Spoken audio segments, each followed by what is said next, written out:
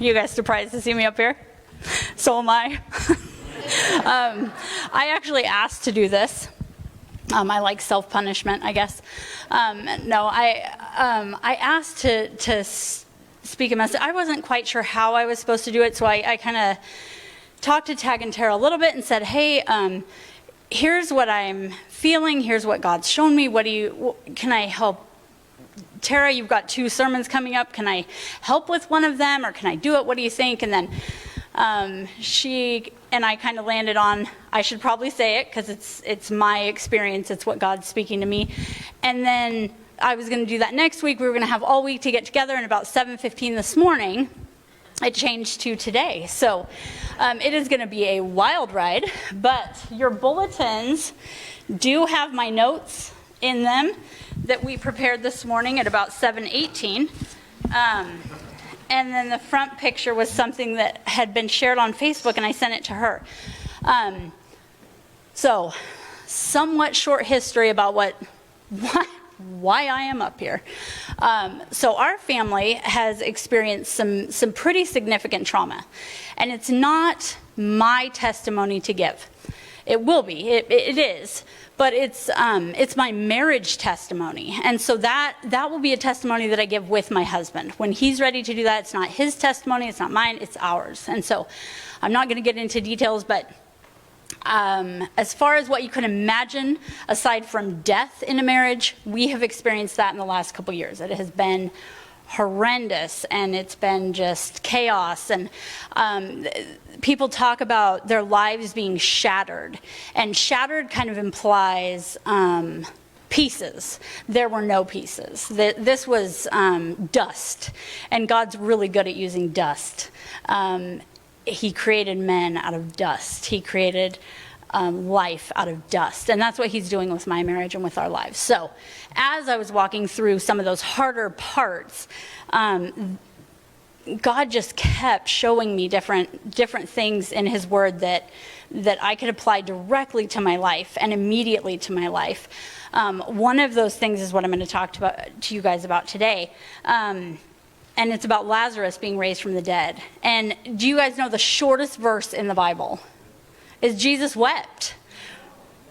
How random is that, the shortest verse in the Bible?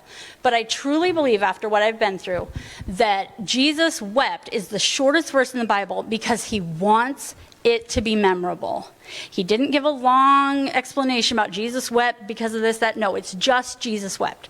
Because it doesn't matter why, and it doesn't matter when, and it doesn't matter how. He wept with the people who were weeping. And he made it, I believe, the smallest verse in the Bible so that we could retain it. So that we, in our busy life and all the chaos, we could keep that as a promise. That when we weep, he weeps. And there's hope in that. And I'll get to, there's, sadness and hope. And if you've seen, what is it, with joy and sadness? What's the movie, Kaylee?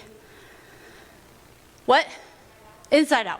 Yes, where you have to have joy with the sadness. They go together. It's that. So anyway, Jen has been amazing this morning, and she and I crammed. And can we do the video first, Jen? So we're going to watch a video about somebody else she's just incredible, and her testimony to me was really strong. She's going through the tail end of anyway, she's amazing. So Jen's going to pull up that video for us.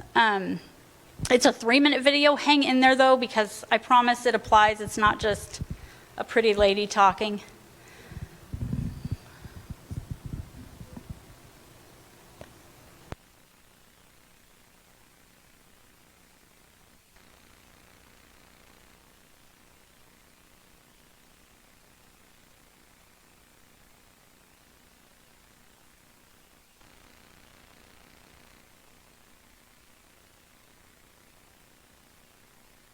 A good counselor. You are an intuitive counselor. Yes, I need to work on that.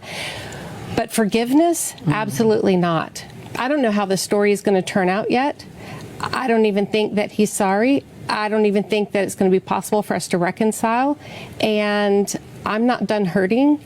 And also, I'm not even sure that I want to forgive. Right. And if I forgive, is that me saying that what happened didn't matter? Because it does matter. Yeah. Or is that me betraying myself and saying I wasn't really hurt by this? Because I was devastated by this.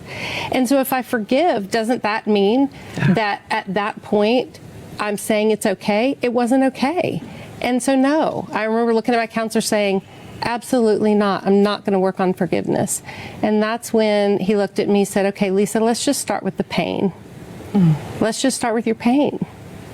And he handed me this little stack of 3x5 cards. It actually wasn't little, it was pretty tall.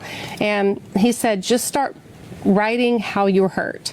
And just write one thing on each card and then lay the card down on the floor. Well, Sheila, I had so much hurt. So much hurt.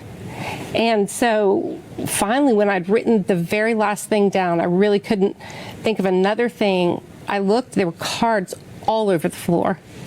And I looked over at my counselor, and he did the best thing that someone can do when someone's hurting because of their life being shattered like mine was. And he simply looked back at me with tears in his eyes, and he said, I believe you. And it was such a gift to my heart. I totally get that. And he said, Lisa, what has happened to you was wrong. And it was hurtful. And I guess So, we are going to flip to John. I tried to look this up on my phone most of this morning, and my Bible is packed. It's a long story. John 11 is where we're gonna start. But I tried to look this up on my Bible app. It kept wanting to play me the chapter. I literally cannot read it on my phone. So it's up here. It's insanely small, but we're going to try and sort through this. So in your bulletin are my notes, and the first one is Jesus prepares you for your pain. And sometimes we get blindsided. We got blindsided on 9/11. We got blindsided with COVID. We got blindsided by a lot of things in our personal life, but also as a country. God prepared us for that. Whether we can understand that or not, whether we're ready for that or not, he knew that this day was coming for us. Whatever that pain is in the future, in the past, he knows it. He's preparing us. So, now a man named Lazarus was sick. He was from Bethany, the village of Mary and her sister Martha. This Mary, whose brother Lazarus was now sick, was the same one who poured perfume on Jesus and wiped his feet with her hair. So the sisters sent word to Jesus, Lord, the one you love is sick. When Jesus heard this, Jesus said, this sickness will not end in death. No, it is for God's glory, so that God's Son may be glorified through it. Now Jesus loved Martha and her sister and Lazarus. So when he heard that Lazarus was sick, he stayed where he was 2 more days. And then he said to his disciples, let us go back to Judea. But Rabbi, they said, a short while ago the Jews there tried to stone you, and yet you are going back. Jesus answered, are there not 12 hours of daylight? Anyone who walks in the daytime will not stumble, for they will see by the world's light. It is when people walk in the night that they stumble, for they have no light. There's danger in the light. If they see him, they will kill him. But he knows that he's not talking about physical light, but he is. He's explaining to the disciples that he's already ready for this. There's nothing to be, he doesn't have to hide. He's already ready for what's about to happen. And I lost my place. Okay. After he had said this, he went on to tell them, our friend Lazarus has fallen asleep, but I am going there to wake him up. Jesus' disciples replied, Lord, if he sleeps, he will get better. Jesus had been speaking of his death, but the disciples thought he meant a natural sleep. So then he told them plainly, Lazarus is dead, and for your sake I am glad I was not there, so that you may believe, but let us go now to him. Then Thomas said to the rest of the disciples, let's also go that we may die with him. Okay, I'm going to see if I can find it in here. Okay, so there we go. So He's prepared for our pain. He's preparing us for our pain. Even if it doesn't feel like it, even if we don't know it, he knows. He knows what he's doing, and he's methodically thought out when he's leaving, how he's leaving. He's not sneaking in there. He's boldly going. And there's a lack of fear that I think the disciples misinterpret some things, and I see that in here, that his lack of fear isn't... Okay, we'll keep moving. Keep moving. Can we go to the next one, Jen? Okay. So, I don't know if it'll say it later or not, so I'm going to say it now. But where he was and where Lazarus was about 2 miles. Yep, 2 miles. Okay, there it is. Okay. On his arrival, Jesus found that Lazarus had already been in the tomb for 4 days. Now, Bethany was less than 2 miles from Jerusalem, and many Jews had come to Mary and Martha to comfort them in the loss of their brother. When Martha heard that Jesus was coming, she went out to meet him, but Mary stayed at home. Lazarus was already dead. They went to Jesus 2 days before he got there. He waited 2 days. Lazarus had been in the tomb for 4. He was already dead. Their pain was already there. It was already happening. Jesus, if he had left right when they said to, he still wouldn't have made it in time. Their pain would have still been there, and he knew that. He wanted to make sure that the rest of us were able to catch that too. Is that? Okay. So, when Martha heard that Jesus was coming, she went out to meet him, but Mary stayed at home. Lord, Martha said to Jesus, if you had been here, my brother would not have died. But I know that even now, God will give you whatever you ask. Jesus said to her, your brother will rise again. Martha answered, I know he will rise again in the resurrection at the last day. Jesus said to her, I am the resurrection and the life. The one who believes in me will live even though they die. And whoever lives in believing in me will never die. Do you believe this? Again, they were ready, they just didn't know it. Okay, this is the big one. Okay. Yes, Lord, she replied. I believe that you are the Messiah, the Son of God, who has come into the world. After she had said this, she went back and called her sister Mary aside. The teacher is here, she said, and is asking for you. When Mary heard this, she got up quickly and went to him. Now Jesus had not yet entered the village, but it was still at the place where Martha had met him. When the Jews who had been with Mary in the house, comforting her, noticed how quickly she got up and went out, they followed her, supposing she was going to the tomb to mourn there. When Mary reached the place where Jesus was and saw him, she fell at his feet and said, Lord, if you had been here, my brother would not have died. When Jesus saw her weeping, and the Jews who had come along with her also weeping, he was deeply moved in spirit and troubled. Where have you laid him? He asked. Come and see, Lord, they replied. Jesus wept. Okay, you guys have kids, know exactly what I'm talking about when I say, I would not have reacted this way. I'm not that person that would weep with you. If my kids are getting ready, I'm getting them ready to go somewhere and I'm not telling them where, and they start whining and moaning, we're going to the zoo, get in the car. The surprise is over, I don't even want to talk about it.